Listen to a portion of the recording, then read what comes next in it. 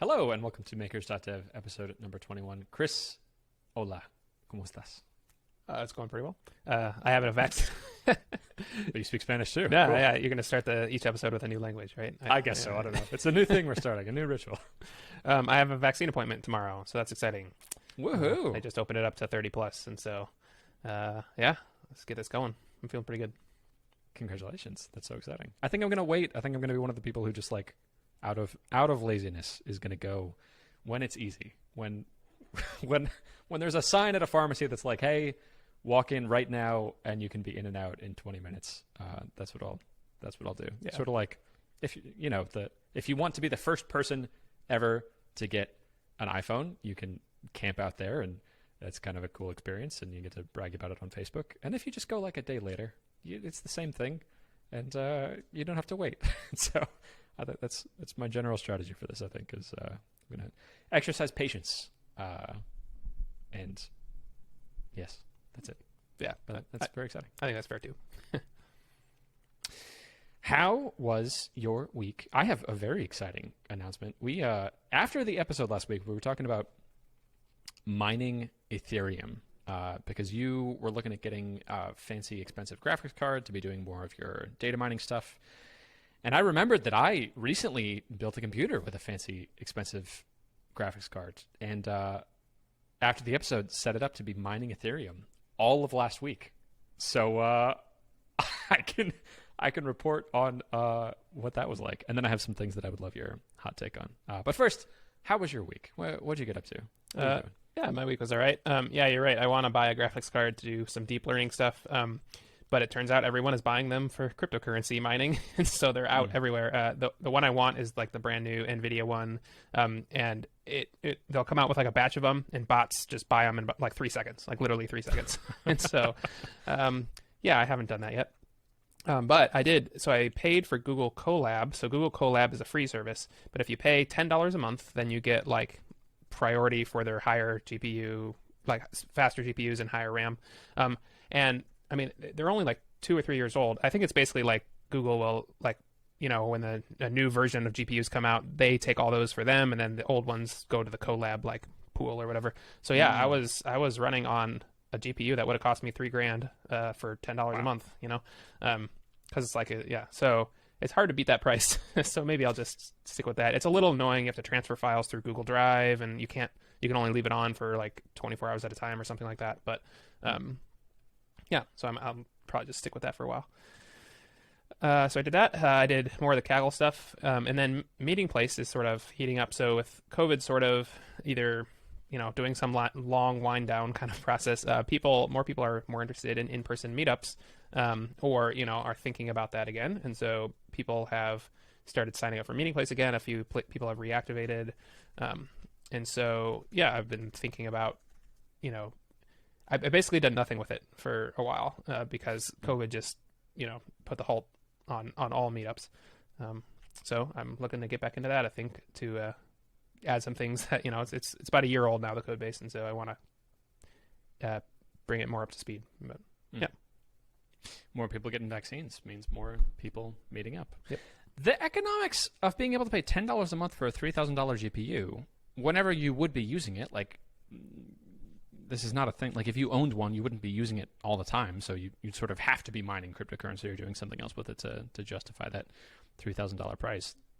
I don't, like, for $10 a month for a $3,000 GPU, like, that makes perfect sense to me. I don't know why you wouldn't just do that forever. Yeah, it's basically it's below cost. Like Google's doing it. I mean, Google Colab itself is free, and then you upgrade only to get the priority for the better GPUs.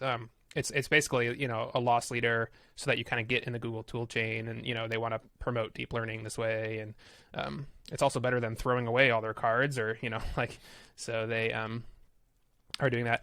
Yeah, the only reason that I kind of still want the newer graphics card because you can leave it on forever. It has more RAM. So the ones I'm getting on Google Colab have 16 gigs, which is it's a lot. Like most have 8 or 10 or 12. But the one you can get now, the 3090, NVIDIA 3090 has like 20 or 24 gigs of RAM. And so, yeah, so you can do quite a bit more with that. But yeah, I mean, for the stuff I'm doing right now, it basically doesn't make sense. I should just stick with Google Colab.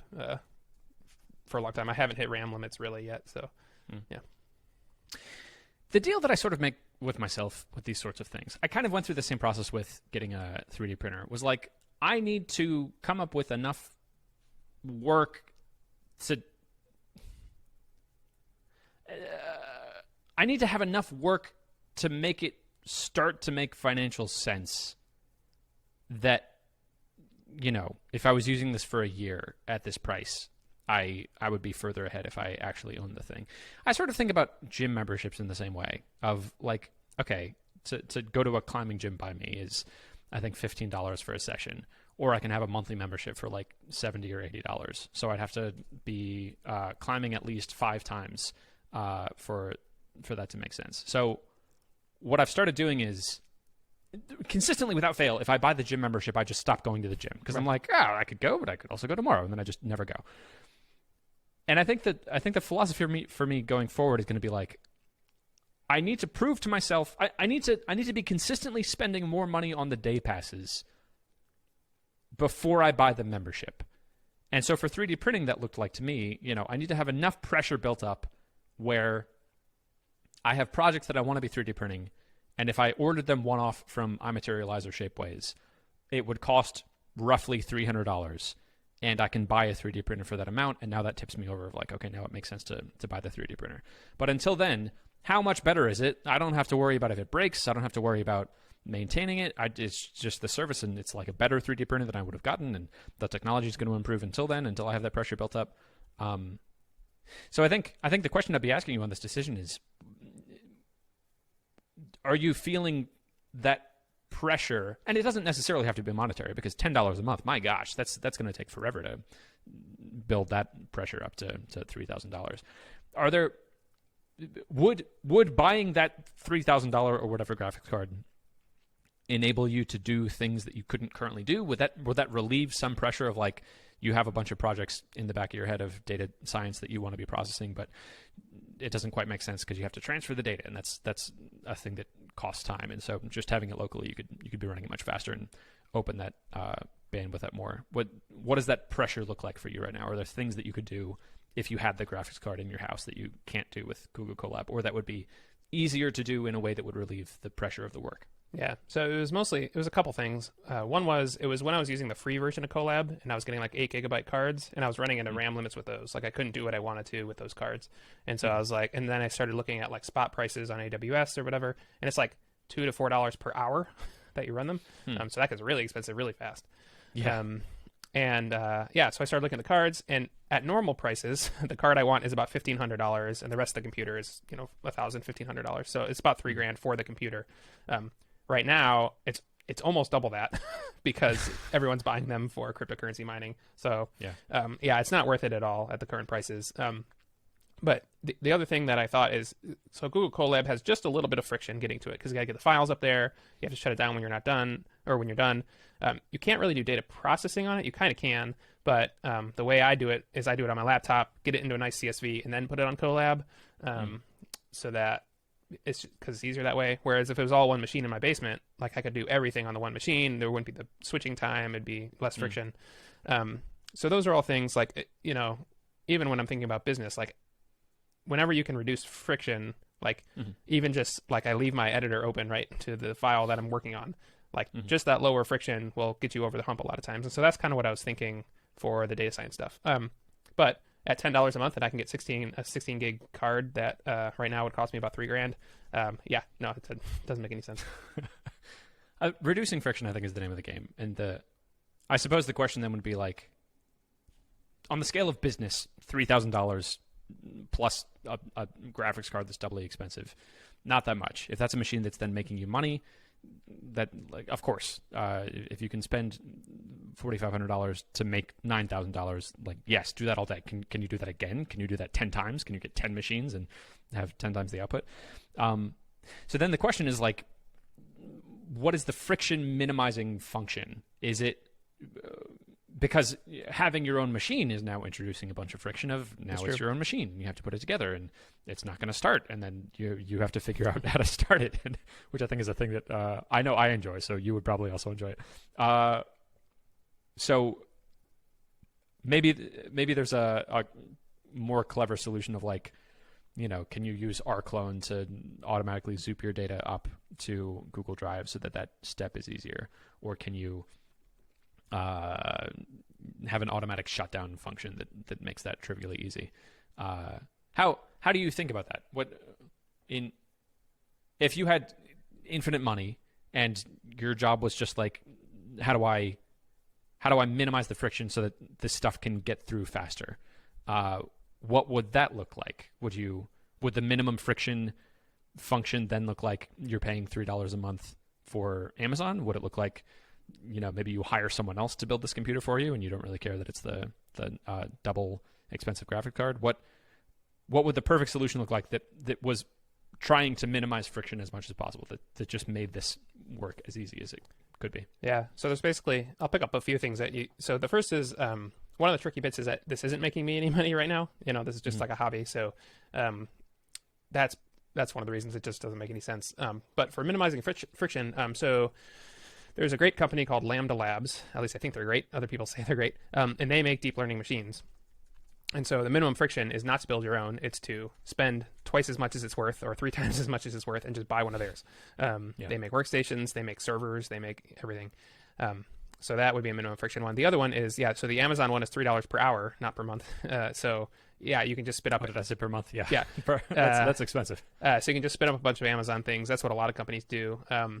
And if you get really big, then the really low friction thing is, once you get a data engineer working on your data pipeline, basically you can have, so I was listening to a podcast where he works at a company. He says, I don't even know like where the servers are or how they work or what they do, but I put my data on a thing, like I put terabytes on it. It doesn't matter. It's like distributed across everywhere. And then I say run, and it just runs on a bunch of GPUs. And I don't need to know anything about that. So that's the really low friction is you have a whole team of like network engineers working to make sure your hard drives are fast and next to your GPUs, and your GPUs are linked, and so that's the really low friction way to do it. I don't need that, obviously, but yeah, if I had a bunch of money, I would buy a Lambda Labs machine and put it in my basement. Cool. Okay. Yeah. Maybe the question then is like, could you make more money from this so that became the easier choice? Yeah, I mean, so that. Oh, how'd the competition go, by the way? It's not done yet. All of that? Yeah, it's not done yet. Okay. So okay. Yeah, it's got a month and a half or something. Okay. Yeah, so I can talk about that a little bit. That is an exercise in me as a human knowing what to do and telling a computer to do it is difficult because like I kind of know what to do and it's just really hard. And then at the same time, you have 1,000 other teams trying to rise the leaderboard too, and so they keep getting better while you get better, and so it's like a frustrating like chasing thing. But it's still really neat. This is a competition that sort of hits all the different things. It has images. It has. I did not prep my camera for this. There we go. It has images. It has time series. It has tabular data. So it's just been it's been a good muscle. Or it's been good at letting me learn all the different bits of deep learning and use that in like a real world data set. So I've made networks that were very confusing to me before, and now I understand them. That's good. Like really big, like recurrent neural networks. I did that. I did like networks that have like different paths through them, which is like a non-standard thing to do. Anyway, so yeah, I'm still really enjoying like doing this for the learning. Also, I think I'll be able. So there is on Kaggle you can release your code publicly or privately.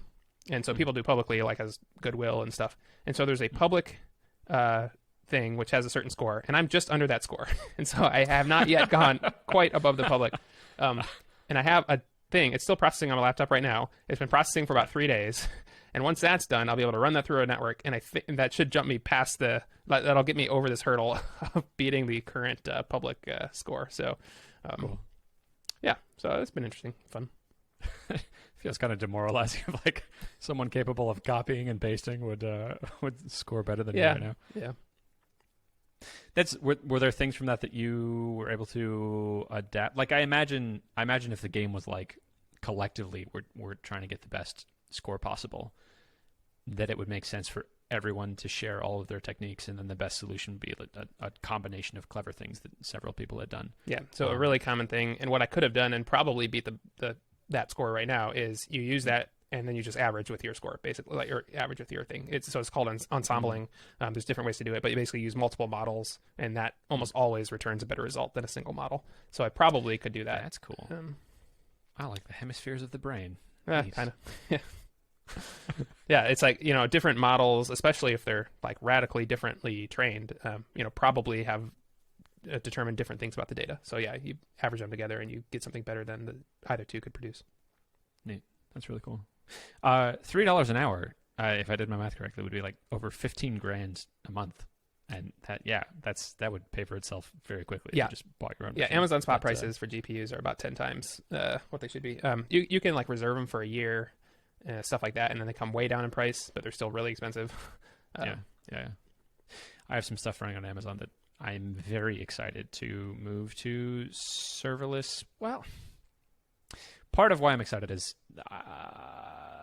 it's going to be easier to manage, and it's going to be cheaper for what I'm using, and it's going to auto expand. Like Amazon has serverless stuff that would be fine. That's a whole other topic. Have you read Permutation City by Greg Egan? No, I don't think so. They have in this book this concept of cloud computing, which is crazy because this book was written like 20 years ago. And it has these concepts of like spot prices for indexes for buying computing. And a major plot point centers around like the protagonist is buying a whole bunch of this, and he bought out the entire network, even though it's super expensive to do this simulation, and no one knows what it is. And they discover it. I just thought about it. I just wanted to mention it. It's a cool book related to what we're talking about. Let's talk about MeetingPlace. Increased traffic on MeetingPlace. That's exciting. How are you thinking about that? How is this getting balanced in your work, and what are the next things that you would want to be doing for that? You talk about the code base being a year old as if it's just like decrepit. Yeah. I feel that. I look at code that I wrote like 2 weeks ago, and I'm like, who wrote this? Yep. This is garbage. How are you thinking about that? What are the next things to be working on? Yeah. So, just this last week, I've gotten multiple people reach out. Like my email's all over the place on the site, and so people, can reach out. And so, that's more interest than I've had for a while. And so it's just got me thinking about the things they need now. Part of it is there's a couple groups on there right now that should be paying me but aren't, because they don't have automatic like limits in place. My solution for that was I would email you when you went past the limit, but I didn't look at like the dashboard I have for like a few weeks. Yeah. So I really need automatic, like, you need to pay me now messages. So that's kind of one thing. I really want to avoid the trap of rewriting large chunks of it, even though I don't like some of the back end. Just like you were saying, like, it works fine, right? I would like the design to be updated, but it's fine. So I need some infrastructure things in place, and then I need probably more documentation is maybe my next thing. Like more people they're asking things that I should have a doc for them to point to, and instead I'm just responding in an email, a little bit like what you were talking about with File Inbox. Like I need, I probably need more documentation. So that's probably my next two things. I am so curious to see what you come up with documentation. That's a problem that I'm still stuck on. I made no progress in customer support emails this last week. That's the next dragon to conquer. And I can imagine this perfect system of like an email comes in, and I have my knowledge-based system in a split screen view, and I start typing out like, okay, what is this person asking? They want to know if they can embed in WordPress, and I start typing WordPress, and then, oh my gosh, here's the link, and it pops up right there. I've written an entire article about it, and I hit enter, and I paste it in there, and it's like a pre-filled email of like, hey, it sounds like you're asking about embedding this in WordPress. I actually wrote a support article about it. Here you go, and then that links to the support article, and then I start that support article with text, and then I have some measurement of like, oh, this one's really popular and it's getting a lot of hits, and so that makes the most sense to invest more in, of like, let me flesh it out more, or let me record a video about it. And then it's public and gets SEO traffic, so anyone in the future searching for like file upload on WordPress would find that also.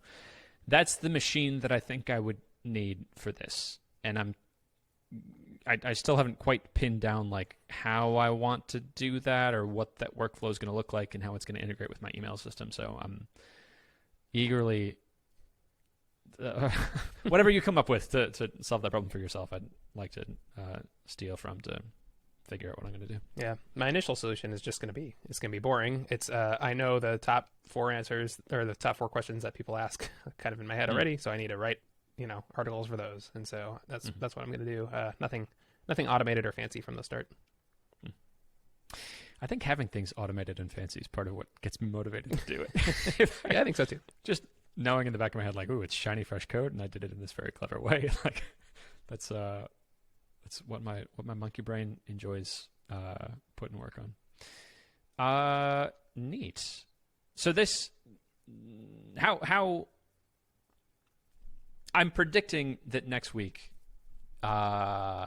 it would be very likely that when we talk about like how did MeetingPlace work go, you say something along the lines of like, oh well, I pushed forward that the people who were over, I sent them an email, and then that's really all I did, and the rest of the time I spent playing with this machine learning project because that's so much more fun. Is that okay? Is that how you would like the week to go? Would you like to tie yourself to the mast on any particular thing of pushing something forward? If you could step outside yourself and put a little bit more structure in place to allocate time next week, fighting those ADD tendencies to work on important things instead of just exciting things. How would you like that work allocation to look? Yeah, that's a good question because probably you're exactly right. So on the Kaggle contest, I spent a lot of this week on it, and I have this thing that's this data project that's sort of wrapping up, and it's gonna then it's gonna have processed all the data in the way I want, and then I'll be able to submit a thing. Probably no matter if that's good or bad, I should spend a few days, especially on the MeetingPlace API. So I have a half-done project on that. So I didn't even talk about that, but that's half done, and I really should push it. It'll probably take a day or two. So it would probably be good to tie myself to the mast and say, I'm going to finish the API thing. And, if I do some of the other stuff, that's great. But, yeah. So getting the MeetingPlace API changes done by next week would be great. MeetingPlace API changes. Cool. So next week, I'm going to ask you my first question. Hey, did you get the MeetingPlace API changes done? That's exactly what I need. Someone to ask me if it's great. Done. I can be that person for you. All right. And it's public now, so all of our tens of listeners will judge you harshly for. Well, no, I don't want to put pressure on it because that's a different thing. This is a thing that you're deciding now is like an important place to put work, and so making choices that enable you to do that work easily would be good holistically. That would align yourself in the present with the future of what you want to do. Yep. Cool. MeetingPlace API changes. Anything else you'd like me to ask you about for next week? While no, I mean that'll be good. How my vaccine shot went. Hopefully, the first shot is smooth. I think usually. So, I've heard some people have a reaction, but hopefully okay. Cool. The Chris I'm talking to next week will have mind control nanobots from Bill Gates. That's right. Controlling your thoughts. 5G will be 5G implanted. That's right. There are people very close to me in my life who actually believe that, and yep, that's we've had very interesting conversations. I try to frame those in a way of like being very curious and trying to understand where they're coming from, and if I find myself framing something that someone just said as stupid, I try to turn that around into like, oh no, this means I don't understand. There's something here at some level that I don't understand about this person. So working through that has been difficult. Talking about graphics cards. Yes. We had a little bit of this same discussion last week. I would love to talk about my experiment. Absolutely. Mining Ethereum. Because after we got off our call last week, I realized, I have this graphics card sitting around. It's the Radeon RX 590 Fatboy, which, as we all know, has 8 gigabytes of RAM and runs at 1580 megahertz of DDR5 3xDP HDMI DVI. And I had the thought, like, this was a relatively expensive graphics card a year ago, so probably still has some juice in it left. Graphics cards are more expensive. I've just had this sitting there doing nothing. It could have been earning its keep. And I did some back-of-the-envelope calculations, and there's some sites where you can calculate this of, like, this is my graphics card, and I'm mining Ethereum, and so what could I make per day? And I had a calculator tell me that it would make $4 a day. And I was like, oh, $4 a day is $120 a month. That's like sort of worth the effort it would take to do it. And like, maybe that's a thing that, when I stay in Airbnbs, maybe I steal some electricity from each Airbnb to sort of like, I don't know, make more money back on the Airbnb because they don't like charge you for electricity. And so I spent like, I think 3 hours last week getting this set up, and it was a whole thing of I had to figure out like, there's a lower level technology, I forgot what it's called, you have to have compatible so that the graphics card program runs. And I tried it on Linux, and the Linux support for the graphics card wasn't very good. It's a Radeon AMD graphics card, and the drivers weren't there, and I was having trouble figuring that out. So I switched to Windows and got this spinning up in Windows. I have had it running for about 5 days straight, and I have mined 0.00259 Ethereum, which, if converted to USD today, would be $4.74. Little less than that. So a little less than I was predicting by about an order of magnitude, and it's something. And the mining pool that I'm in pays out the lowest increment that it pays out in is if you hit 0.1 Ethereum. So I'd have to have this running for like months before I got a payout of like about $200. So not worth my time is the resolution that I've come to this in. And I mined Bitcoin in college while I wasn't paying for electricity. And that ended up being worth a lot because I had no money at the time, and I was doing some work for one of my friends from high school who paid me with a Bitcoin miner because the business was like about Bitcoin miners. That's cool. And so that sort of made sense at the time because my time wasn't worth very much, and so I could just babysit these machines and make sure they were always running, and I wasn't paying for electricity. And then the actual Bitcoin wasn't worth very much at the time. It would have been much better if I was just like working at a job and then bought Bitcoin. But like I held on to it, and it ended up being worth much more than it was when I mined it. So like that was cool. But I think now that like I am not a poor college student, if I want more Ethereum, I can just buy it with dollars. And that's what came of that experiment. Not worth my time, but very interesting. And I'm curious, even if you bought this $1,500 graphics card that you have to pay $3,000 more for, something was wrong in my calculations. I'm not sure where I made that mistake. I think our hypothesis that you could make back some of that money by mining Ethereum might be wrong. And I don't quite understand who are the people who are mining Ethereum who are making this work financially. Like, even not paying for electricity, this doesn't make sense. Is it the scale of it?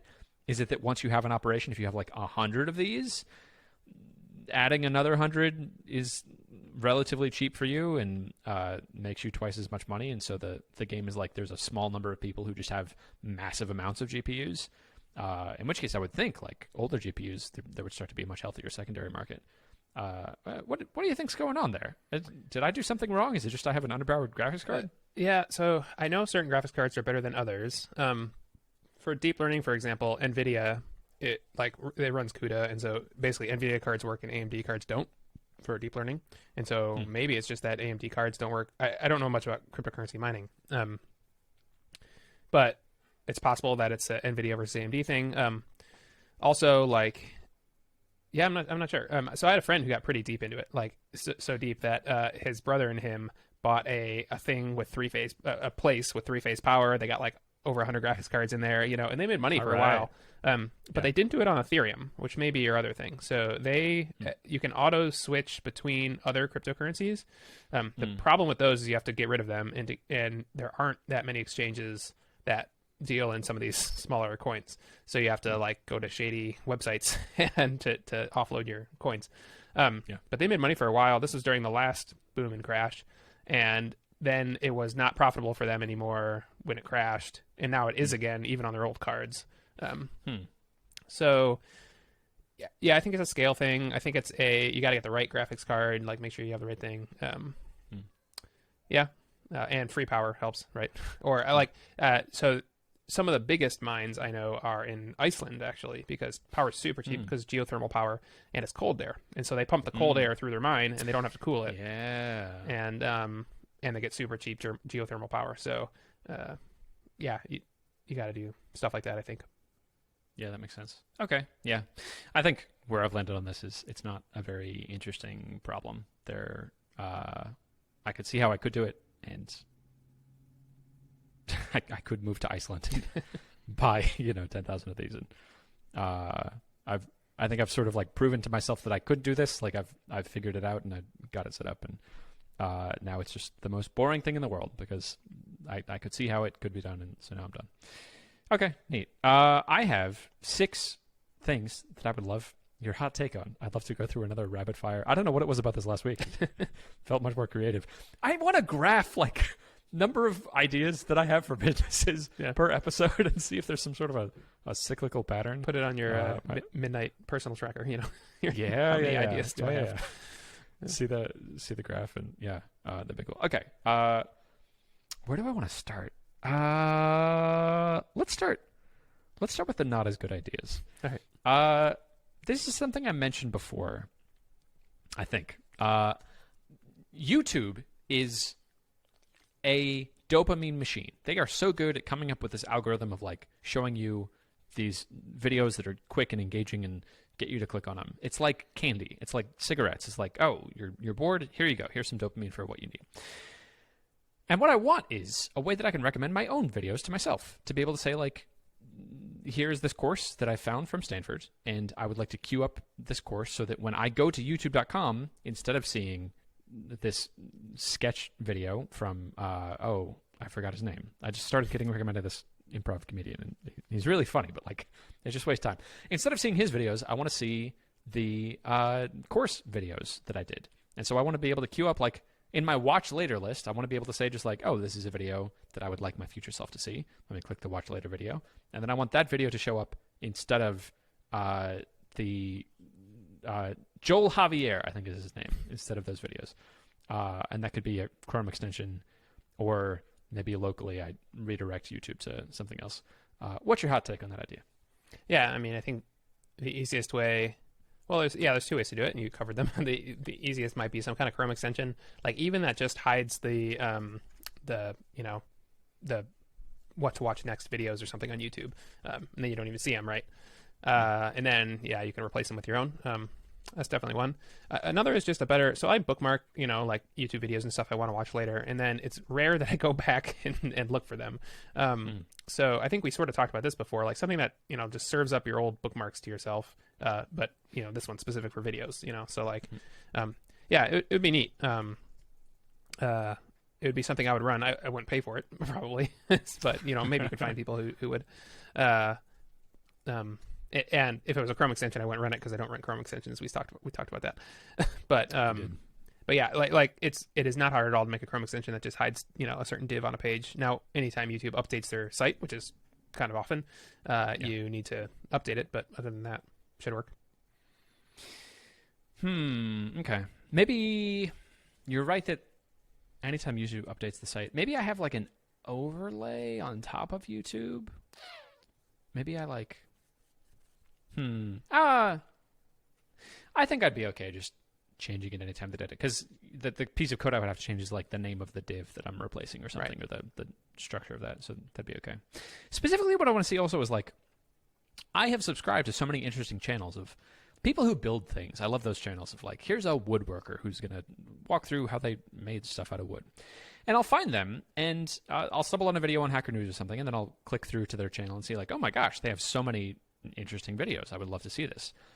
And I'll subscribe to them, and then I'll forget about them and just never see anything from them again. And I think that's because like probably YouTube has popped up a video or two of theirs, and I just haven't clicked on it because I've clicked on the one with the thumbnail of the scantily clad woman that has nothing to do with women or anything on it, because my monkey brain is very easily hijacked. And what I would love to see instead is like, I think it would be relatively straightforward for me to scrape all of the channels that I'm subscribed to, and then for all of those channels, look at their most popular video that I haven't watched yet, and then have that be my suggested video list. And then I want to also be able to manually say, hey, this is a really interesting course from Stanford on the philosophy of death. I want these videos recommended to me in order, and then have that displayed on the page. Okay, cool. That's I think that'd be neat. The other thing, you may already know this, but for other people too, I'm really careful curating my YouTube history. So if you're not aware, YouTube tracks everything you watch, and you can change that. So you can go into your history. Oh. Yeah. So you can go to your YouTube history and delete things. And so if I watch something that you can tell when you watch a video and then it recommends a lot from that channel or whatever. Go to your history, your YouTube. It's on. So if you just go to YouTube, click on the hamburger menu in the upper left and click history there, and then wait a second for it to populate and stuff. Then you can just delete things from the watch history, and that removes it from its algorithm. Amazing. Yeah. So and there's an X there. Perfect. Yeah. I can go back. I can edit and say this is the history that I wish I would have had. Exactly. Yep. Oh, I love that. Yeah. And so I can just cross out all these videos from the Onion. Yep. 6-year-old explains how messed up it is that her entire life has been put on Facebook. I can just take that off because I don't want to be recommended Onion videos anymore, even though I know I will click on them. Yep. I don't want to click on them. I don't want that temptation in my life. Yeah, so I do that all the time. I'll watch a video like The Onion. Actually, I've been on an Onion streak too, probably. It's, the algorithm probably decided people like Onion clips. Yeah, and so when I want to stop watching those kind of videos, I just go back and delete them all from the history, and then it stops recommending them. So super effective. That is a great hot take. Thank you so much. Okay, cool. Next hot take. You and I both have Oculus Quest 2 VR headsets. VR, amazing, incredible. I've been chewing on things I would want to build for it. One of the projects that my dad has been obsessed with for like the last 2 years is making a scale model of the universe. And it's kind of mind-blowing. Like, there's so much more empty space than there are planets. You think of a scale model of the universe and you think like, oh, it's like a little diorama and we have like a huge planet here, and then right next to it is this huge planet here, and then we have Earth and the sun. And they'll be scaled in size, but not distance between them. And if you made something that was to scale with distance also, it's ridiculous. It's like, you put 5 miles between the sun and Pluto, and then Pluto's just like this little tiny pinprick, and Neptune's the size of your fist maybe, or like a basketball or something like that, and then Earth is just like a little bubblegum drop. So he wanted to put that like on a running trail, which I think is a cool idea. But I had the thought, VR, I have control over physical-ish space. What if there was a model of the solar system where I know where you are on Earth and I know what direction you're facing, so I can put you in this virtual space where you're standing on Earth, and then you can scale yourself up to be just gigantic. So you're still standing on Earth, but you're like rotating around Earth as if you were this giant standing on Earth. And then you can look out and say like, oh, wow, the sun is really far away. And like, wow, and there's an arrow pointing to Pluto, and it's just a little tiny speck. And then you can teleport over there and look back at the other planets. That's a thing I want to do. I have never done development on Unity. You have. What's your hot take specifically with a bent on like how feasible would this be to build? Is this an okay introductory project to virtual reality? Yeah, I think that'd be super cool. I think it'd be pretty easy to get started because you have several different layers of like fidelity. Basically, your first layer is you make an orange sphere for the sun and a blue sphere for the Earth, right? With no texture or anything. And then you just got to get the sizes right. And yeah, I think that's totally doable. In the first, couple hours that I was doing Unity development for the Oculus, I got a ball to roll around, a box. And so cool. It shouldn't be that hard to get 2 balls to fly around each other. So yeah, I think that'd be super neat. It took longer than I thought to get the whole thing set up. It's kind of like if you install Xcode for the first time, like you have to download the Unity thing, and then you have to get familiar with the, all the different things. But once you do, yeah, I think it's a great first project. Great. Notice. Have you looked into at all getting it on the Quest store? Do you know how hard that is? I have no idea. I imagine it's similar to the Apple Store or whatever. Okay. Yeah, I don't know. Yeah, that would make sense. Neat. All right, next idea. In having this laser cutter, CNC machine, 3D printer, I have had a few ideas of things that I could make that I might want to sell. And one of those, related to VR, is a blue light blocking insert. So if you're playing this late at night, blue light keeps you awake at night. That's why there's like blue light filters on screens. The Oculus has a software blue light filter, but that's not enough. There's still a lot of blue light coming in, and I find myself feeling much sleepier when I just put this red insert that I made into it. And I had the thought, I could put this like on Amazon and probably sell it for, I don't know, $10 per insert, and then I could print out a bunch of them. I've never had a product listed on Amazon. And that would be a pain because I'd have to figure out shipping and how that works. And but it'd be kind of cool. Like maybe I ship a bunch to Amazon, and then this is a pretty small thing, so I don't know that I would have to pay a bunch in stocking fees. And the easier way to make money from this would be if I just sold the design. So something that I've seen in exploring the space of the different marketplaces of 3D things is people will just sell the design, the STL file for the thing that they're making, and you can download it and print it yourself. And they charge a couple dollars for that. It'd be a smaller market because you would have to have a laser cutter or a way to cut this, and not as good of a product because now you have to like go through work to do it. But it would just be pure profit for me. It would and whatever cut the platform takes. What's your hot take on a laser cut insert for a Oculus Quest? Yeah, I think it's a neat idea. I was once in a program with someone who was building a light bulb that auto-dimmed. It's kind of the same idea, like auto-dimmed and changed hue at night, so that you can better sleep, sort of the same thing. And he had a lot of luck putting it on Amazon and like running ads against it and stuff. However, he talked so much about just how hard it was to manufacture physical products at scale and get them shipped and get them, and then you got returns, and then so knowing everything that you do and stuff, I would think that selling the STL file would be way more up your alley. You might make less money, but it would take way less time. You could also talk to Josh Pigford of Lasers LOL. We talked about him last time because he sort of did that. He sells a laser cut thing, and he sells them like you mentioned putting on Amazon for $10. He sells his like laser cut things for $50 to $100. Like, so you may want to, if you actually do sell them, I would think about like really expensive, basically, because it's going to take you a lot of time and then handling returns and all that. Yeah, this is more of a consumer-facing product. I don't see it selling for more than like $20.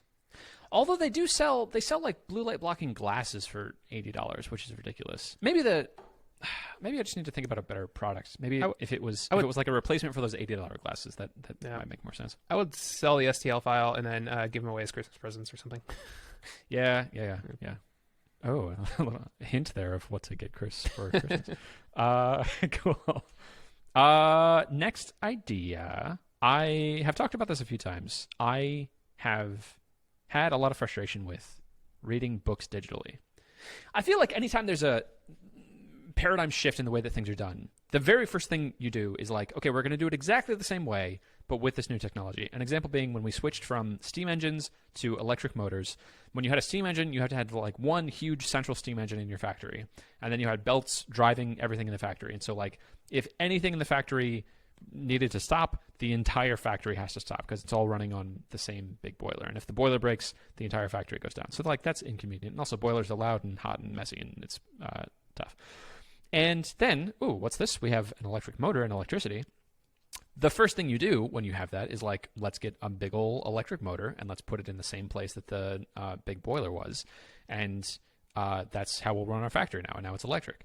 And so if you think about that from the perspective of someone who is trying to run a factory, you've sort of inherited the downsides of both of those systems now. You've inherited the downsides of the steam engine because it's still centrally located and everything is running on the same thing. And you've inherited the downsides of an electric motor of like, now we have to have electricity. That's a pain because electricity is brand new and people are getting shocked and elephants are getting electrocuted, and that's scary and bad. And it takes some time to be able to think like, oh, wait a minute. A motor can just be smaller and we can have one at every place. And we don't have to run this power mechanically to every place. We could just run electricity through wires and then have the things moving on each individual motor. And I feel like we are still in that transition phase for books. We've taken a book, great model, so good. We print out things on a page and you can transmit ideas just over paper, amazing. Printing press, oh, so good. I feel like I'm Donald Trump in the way I'm saying things. It's amazing, the best. And when we made the transition to reading books digitally, like on a Kindle, we basically took the exact same thing. With the layout of a book, we just said, okay, a page, we're going to show you a page at a time, and it's going to be the same linear layout, and you're going to scroll through it as if it was just a book that you're paging through. And like, no, because now we're inheriting the limitations of the book, of it's this linear model of going through things, and it's sort of clunky to take notes and cross-reference things, and we kind of have search, but it's not a very good search. And we kind of have linking, but linking isn't necessarily as good as it would be just in the book. If it told you the page number, you could go to a different page. And we've inherited the downsides of it's electric. Now you have to have another thing charged, and you have to have an expensive device, and you've more like centralized your knowledge. And I have a new model of how I would want that to work, which is sort of based on this framework that I have been reading about in this book called How to Read a Book, that talks about going through things hierarchically, of like your first pass through a book. If you have 10 minutes to read a book, you should not read straight from the beginning to, chapter 1, just 10 minutes straight. You should flip through the entire book, go through like a really high level analysis, read all the chapters, read the bold. If you see an interesting diagram, spend some time on that, read the table of contents, read the back of the index. And then, okay, second time through, you're going to read just the section headings of each chapter. And so you're building up like a semantic structure of the book as you're going through. And then you go through and read more of the details. So digitally, you can represent content as a tree. So instead of having a table of contents, you start at the table of contents, and that is the book. And then you expand each chapter. And once you've expanded a chapter, it's like the subheadings of each chapter is the next layer of the tree. And then you expand that, and then, okay, now that's the content of the book. And then you could integrate that with more of a note-taking practice of like summarize things at the level of the paragraph, and then summarize things at the level of the section, and then at the level of the chapter, and then at the level of the book. And now you're embracing much more this medium of that you can read things digitally. What's your hot take on that? Yeah, it's an interesting way to think about reading books. Strikes me that I say only a small, but there's millions of these books. Like only a small chunk of books would be really good at reading this way. Like the business book that is 200 pages but could be a blog post. That's perfect for. Not like fiction. Like people read fiction start to front or start to back. So I don't think that would apply. Other things like cookbooks and stuff, that I don't think it applies. But there is definitely a chunk of books where it applies. That would be really nice to do hierarchical reading. I have sort of gotten around this by, like, if there's an interesting business book I want to read, I'll watch an interview like on YouTube with the author first, Oh, so I like speed watch a author, and I kind of get the high points, from that. And then if I'm still interested, then I'll go and read it. I don't know. I guess what are your thoughts about what you would do with this? Is this a product you want to release? Is this just a fun side project? What do you? I have no idea. Yeah, like everything else I do. It's just fun.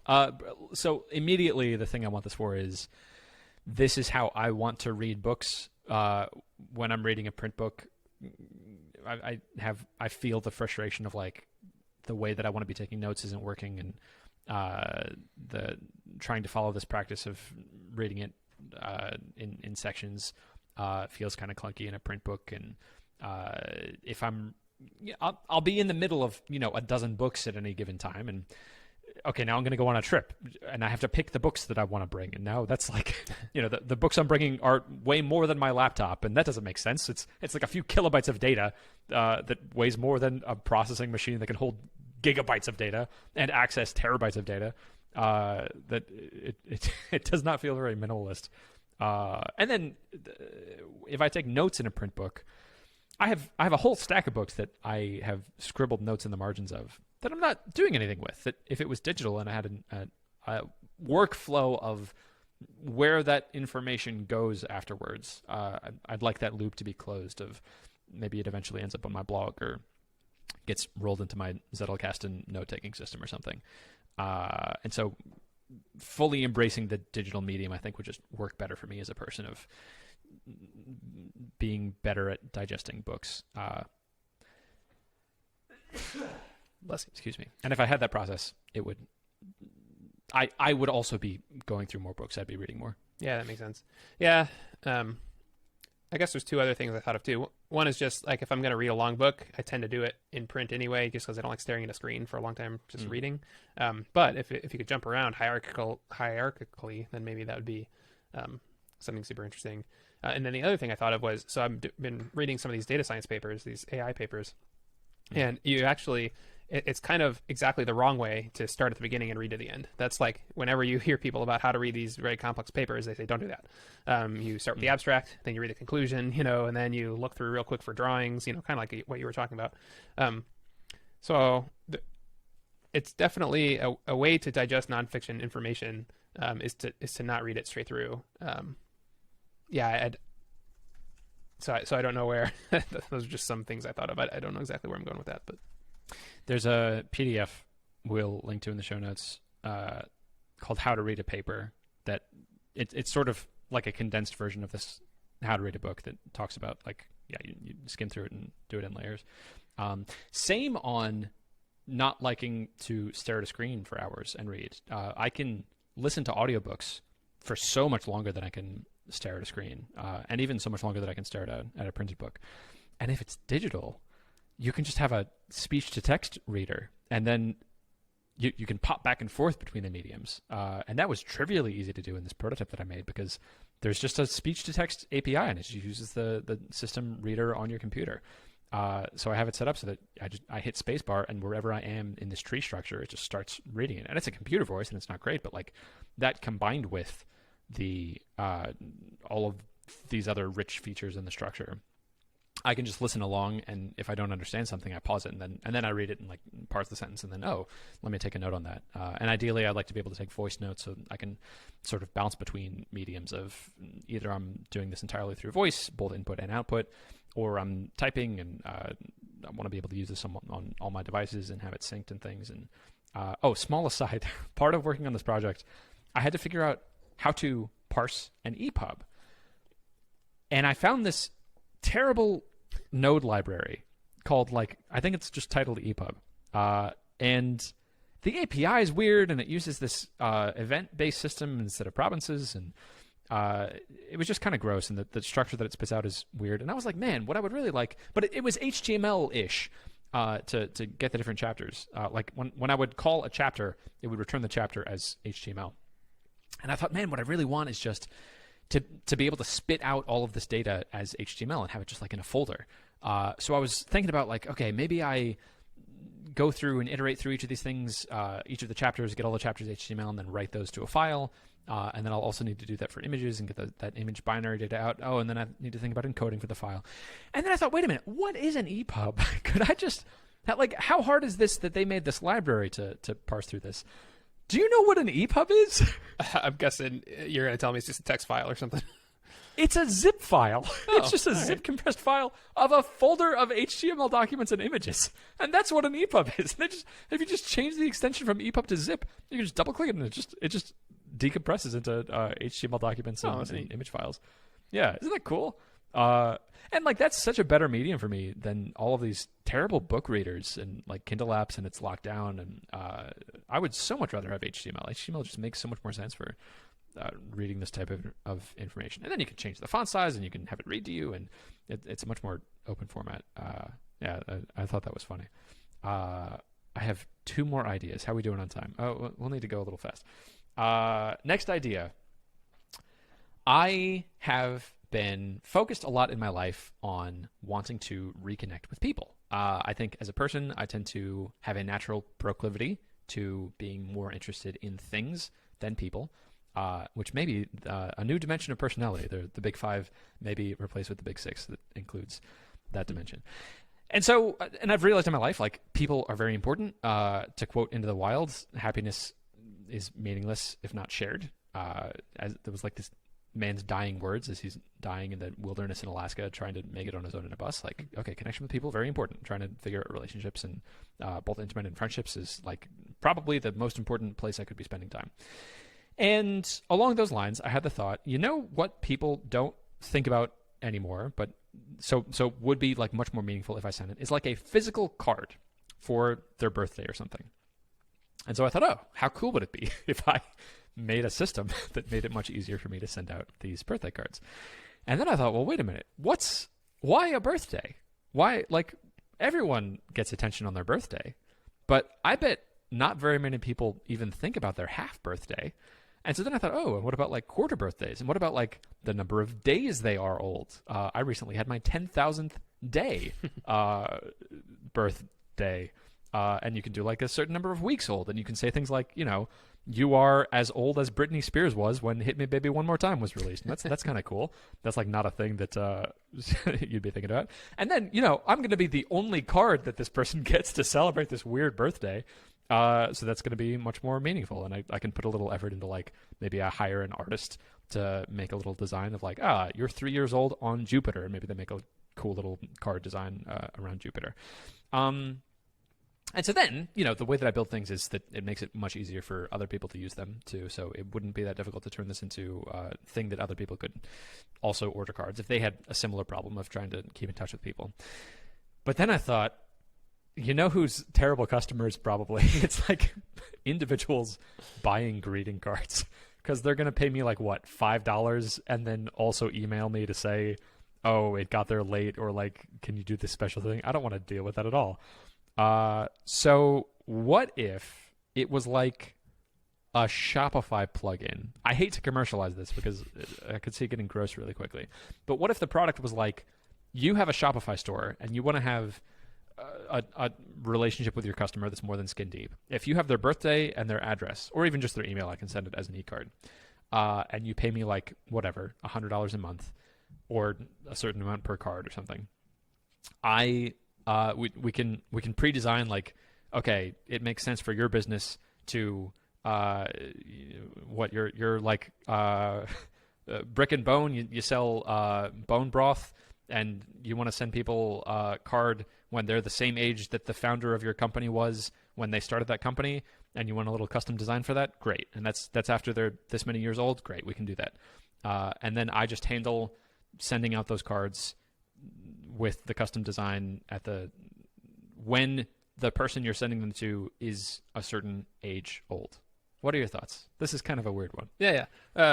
So there's two directions that I could take this. I'll say them both. First is, super neat idea. Like, send it out to people. That's great.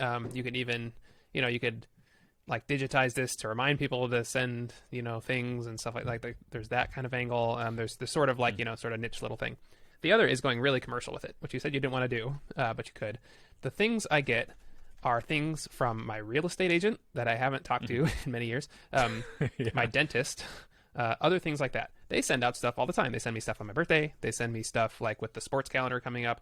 I'm sure real estate agents would want to send things like your third thing on Jupiter because it gets their name in front of the people. And that's especially real estate agents, but other companies too. Like, just get the name in front of the people. This is an excuse to do that. It's like perfectly suited for that. It's also a fun way to do it that I haven't seen before. It feels a little bit soul sucking. I don't know if it is or not, but yeah, it's neat. It's cool. I like it. Cool. Real estate agents is a great idea. And I agree. That feels a little soul sucking. There's there's less soul sucking things too. Like there's lots of restaurants that'll give you a free, whatever on your birthday. Yeah. They could randomly, say, I will send you a free thing, once like 6 months removed from their birthday, basically have one of these holiday things. And that's another excuse to send a mail, basically.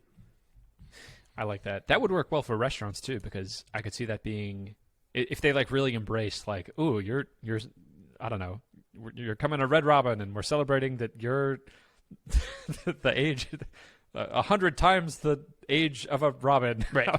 Right. And we have a balloon that says that, and like you wear a special hat on this holiday that we've invented. That's now like how weird is that? And that could be a very social media able thing that now, if I got a card that said that, and it's like, wow, I have a free coupon for a free dessert at Red Robin. There's a picture of like what this is gonna look like. I'm gonna tell everybody about that. That's a very unusual thing. Okay, cool. Stuff to think about. I like real estate agents because they have money. Cool. Okay. My last idea. I had 2 experiences this last week of listeners of the show who had been chatting with me about different ideas that they have. Because if there's one thing people should know about me, it's that I love talking about ideas. It's great. It's my favorite thing. And so two friends that I had made through the show reached out talking about different ideas they had. And within an hour of each other, it was sort of spooky. They both replied back. They both had like different ways of expressing their appreciation for that. Of like, one of them sent me this video that he was filming of like, thank you so much for the call we had, inspiring me to push forward this project, and like, I'm going to start the project because of you. And I felt warm and fuzzy inside. I'm like, oh, that's so cool. And then within the hour, another one of my friends had said like, I wrote this blog post about the specific way that you had helped me, and is it okay if I mention you by name? And I was like, oh yes, of course. Oh, amazing. And I would love to be having more of that type of interaction.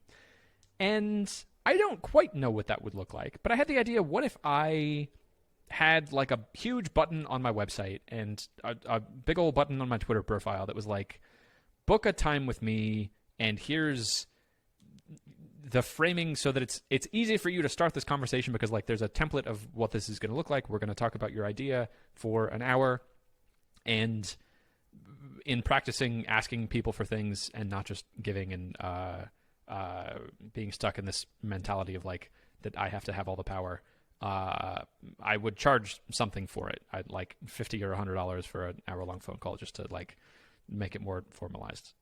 What's your hot take on that?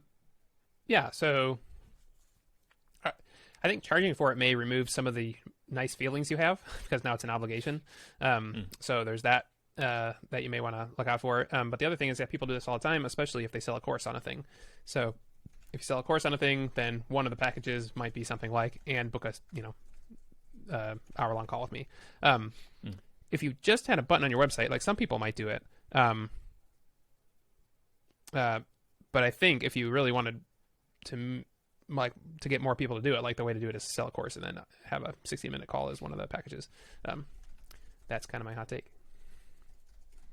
I like that, and I could immediately do that with the Genco School Learn to Code courses that I'm doing. I like that. I also want to start doing office hours for that I don't charge anything for.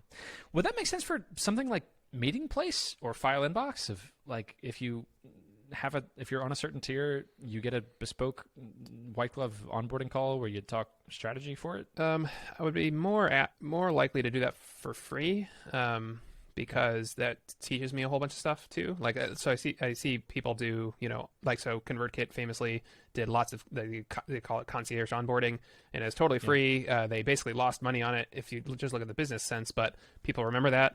You learn a ton from your customers doing that, and then your customers go and tell other people that they did this concierge onboarding thing. And it basically got them over the hump from not profitable to profitable, because they were able to bring on much bigger customers by doing this concierge onboarding thing. So yeah, I would call it concierge onboarding, and I would do it for free if it was for a business. I could make that make sense right now for File Inbox. I could just have I could just offer that on my highest tier, and then that's doubly benefiting me, because the people on my highest tier are the people who I'm most curious about, who I want to get on the phone. And if they tell me like, oh, you integrate with SharePoint, right? I could say like, oh, well, not yet, but I will in a week, and then I can rush and learn the SharePoint API and do that, and then that would get me more customers like them. Interesting. The other thing, okay, that's a thing that I'd like to have done by next week. I want to be offering concierge onboarding for my top tier on File Inbox. The other thing it gives you is, if you're on the call and you set something up for them and they say something like, "This is awesome, thank you," you say, "Could I use that as a testimonial?" And then you get testimonials. Yeah. Right? So yeah. Right when they're most excited about the project. That absolutely makes sense. Yeah, and then that can turn into like a reel of, here's these fancy people who are paying me $500 a month who are all saying good things about me. Yeah, that's the play. Okay, cool. Wow, that went in a totally different direction than I thought it was going to. And that's a very valuable idea. Cool. Thank you for your hot takes. That's all I got. That's all I got too. Then I will see you next week. See you. Bye.